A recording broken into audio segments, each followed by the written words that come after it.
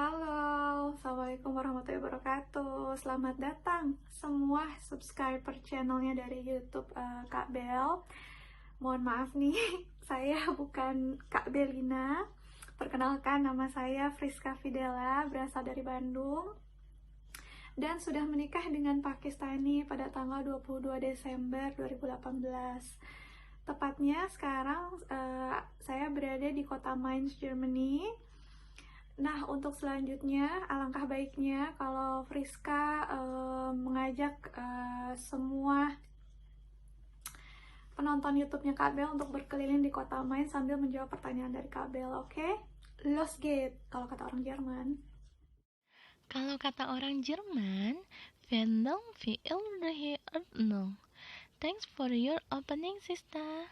Assalamualaikum. Sangat cari sahabat Belina kan Stories Channel. Alhamdulillah kita ketemu lagi pada episode perdana di Mojok bareng Belina. Sebelum saya lanjut video ini, jangan lupa support channel ini dengan cara share, like, comment, and subscribe channel ini. Dan jangan lupa juga untuk follow Instagramnya Friska Fidela dan subscribe channelnya Friska Fidela ya. Langsung masuk ke pertanyaan pertama ya. Friska sudah berapa lama tinggal di Jerman? Dan dulu itu nikahnya di mana? Nah, sebelumnya Friska mau minta maaf kalau pengambilan videonya kurang memuaskan ya, maklum. Ini pertama kalinya ambil pakai kamera.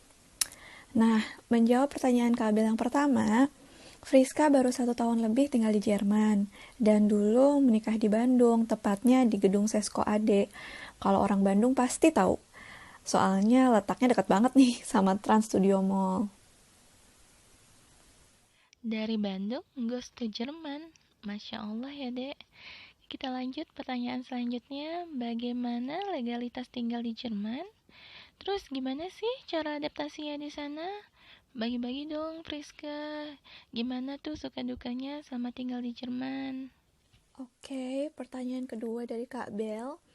Legalitas Friska di Jerman menggunakan visa keluarga atau biasa disebut dengan Family Reunion Visa. Mengenai adaptasi, kayaknya sampai sekarang pun masih belajar, karena banyak hal yang berbeda banget dari tinggal di Indonesia. Dari sistem kesehatan, cara buang sampah, juga cara menghabiskan weekend kita. Suka dukanya yang pasti, kalau misalnya tinggal di Jerman, kita bisa mengenal kultur dan bahasa baru. Jadi wawasan kita lebih luas. Dukanya udah pasti gak ada makanan Indonesia. We have to do it alone, like everything alone. So independen di sini sangat independen. Makanya kadang suka sedih sih kalau kangen sama masakan Indonesia. Suka duka tinggal di luar negeri itu ya homesick ya dek ya. Oke, kita lanjut ke pertanyaan selanjutnya. Apa sih yang harus kita tahu sebelum tinggal di Jerman? Terus bagaimana mengenai culture budaya di Jerman? Dan Friska kan sebagai muslim ya, bagaimana sih respon warga negara Jerman terhadap muslim di sana? Pertanyaan selanjutnya dari Kak Bel, yang harus kita persiapkan sebelum tinggal di negara ketiga manapun, atau misalnya di Jerman khususnya, menurut Friska yaitu plan kita dulu nih, apakah mau bekerja, mau sekolah, lanjut S2, S1, atau misalnya mau jadi ibu rumah tangga. Dari step pemilihan kita ini, kita bisa tahu langkah apa yang harus kita ambil selanjutnya. Misalnya kalau Friska kan mau tetap bekerja ya, maka Friska harus bisa bahasa Jerman sampai level yang bisa mencukupi untuk layak bisa bekerja. Kemudian kultur di Jerman juga kita harus tahu. Di sini tuh mereka sangat menghargai budaya mereka dan juga menghargai bahasa mereka. So which is English is not really useful. Yes, it is useful, but in the daily life atau di kehidupan sehari-hari mereka lebih prefer untuk bahasa mereka. Jadi alangkah baiknya kalau kita bisa bahasa mereka gitu. Terus juga yang harus kita tahu pastinya, di negara ketiga itu berbeda-beda nih semua aturannya. Makanya kita harus tahu, misalnya di Jerman dokumen apa yang harus kita miliki, which is itu banyak banget. Kayak misalnya Di Jerman ada standar ketentuan bahwa seseorang tinggal itu harus 12 meter persegi. Nah, kalau misalnya dia mau bawa pasangannya, berarti nambah lagi 12 meter persegi lagi. Kalau misalnya mau punya anak, nambah lagi 10 meter persegi.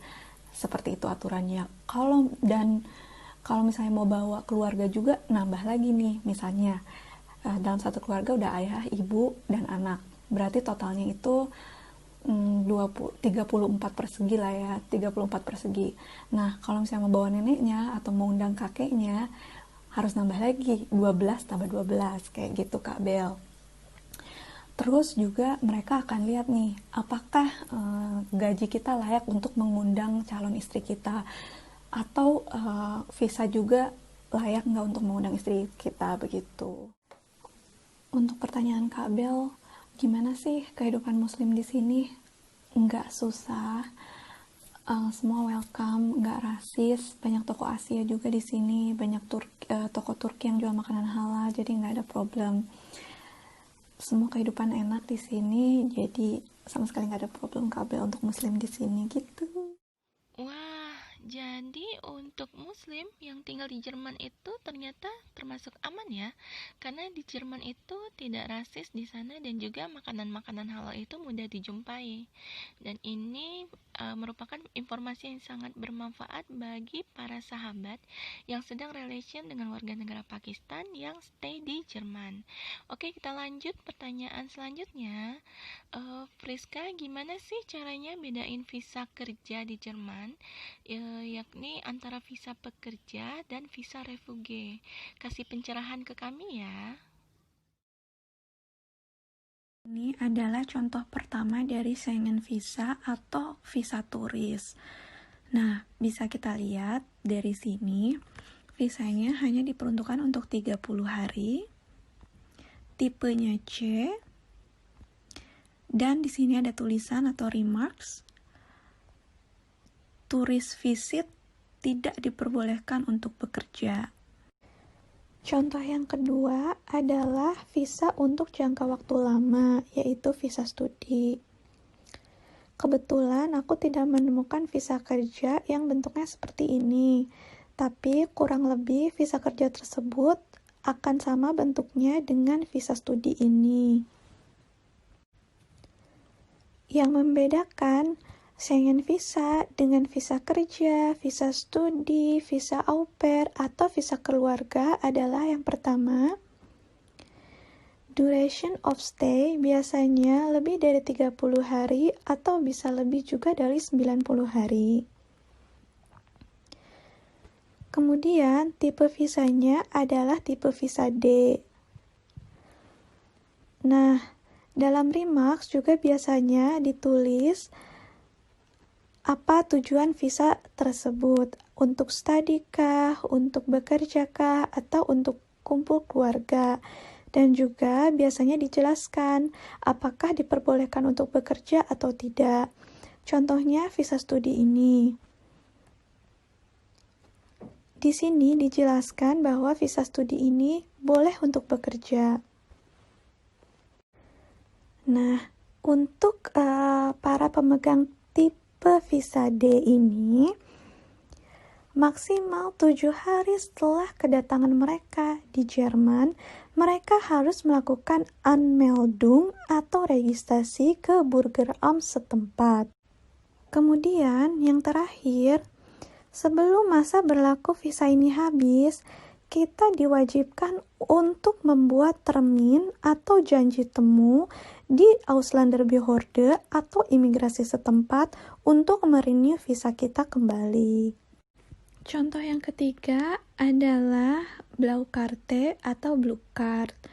Nah, Blue Card ini bisa kita sebut juga dengan visa kerja. Bedanya dengan visa kerja biasa adalah ada standar profesi dan gaji tertentu, juga penyetaraan standar pendidikan yang harus dipenuhi. Blue Card ini bentuknya adalah kartu. Nah, di sini Friska jelaskan ada tempat tanggal lahir, asal negara, gender, tinggi badan, warna mata, alamat pemilik kartu, dan di sini ada keterangan nomor paspor dan masa berlaku paspor. Yang terakhir adalah contoh dokumen yang dimiliki oleh refugee di Jerman.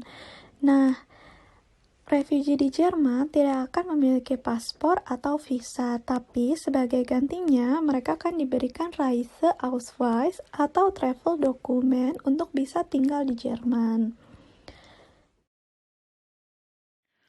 Wow, terima kasih Friska atas informasinya, dan informasi ini benar-benar sangat bermanfaat sekali bagi para sahabat yang sedang nonton video ini.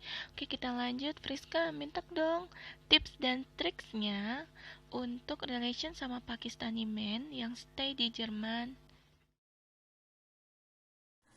Tips and tricksnya yang Friska bisa kasih untuk wanita Indonesia yang sedang berhubungan dengan Pakistani yang berada di negara ketiga khususnya Jerman adalah: pertama, perhatikan visa mereka, perhatikan paspor mereka, juga kalau misalnya masih kenalan dari online, please banget just wait sampai mereka tuh datang ke Indonesia untuk benar-benar ngelamar langsung ke orang tua kalian. I think that's really better for both of you, dan itu benar-benar dia menghargai kamu sebagai wanita gitu, karena di belahan dunia manapun semuanya pasti sama, laki-laki datang ke orang tua perempuan untuk meminta perempuan tersebut. Terima kasih ya Friska, informasinya benar-benar sangat bermanfaat. Jadi bagi para sahabat yang sedang nonton video ini, tujuan dari video ini dibuat adalah untuk mengedukasi para sahabat yang nonton agar untuk lebih berhati-hati dan tidak terjebak dengan Pakistani men yang mana mereka itu memanfaatkan keadaan dan situasi dan perasaan agar mereka bisa stay di negara ketiga. Jadi bisa diketahui di sini mengenai visa, mengenai tips dan triks yang diberikan oleh si Friska tadi. Jadi bagi para sahabat yang sedang relation dengan warga negara Pakistan yang stay di Jerman, udah dapat gambarannya, dan di sini juga sudah bisa mendapatkan gambaran apa-apa yang harus dilakukan, langkah apa. Dan sekedar informasi, Friska ini adalah salah satu yang beruntung karena menikah dengan warga negara Pakistan, stay di Jerman, dan suaminya bisa untuk mensponsori si Friska sehingga Friska bisa stay di Jerman. Jadi bisa ditiru ya untuk masalah visa tadi, itu benar-benar harus menjadi pertimbangan yang paling sangat penting. Untuk Friska, terima kasih atas waktu, pengalaman, informasi, dan ketersediaannya untuk diwawancarai. Dan kami doakan semoga Friska selalu bahagia, samawa, langgeng sampai akhir hayat bersama suami. Amin, amin ya robbal alamin. Dan bagi para sahabat, jangan sampai ketinggalan ya video saya selanjutnya. Saya bakal nge-share tentang status harta kawin campur. Di sana saya bakal nge-share tentang prenup dan postnup. Jadi jangan sampai ketinggalan. Terima kasih atas waktunya. Terima kasih sudah nonton video ini. Assalamualaikum warahmatullahi wabarakatuh. Syukriya.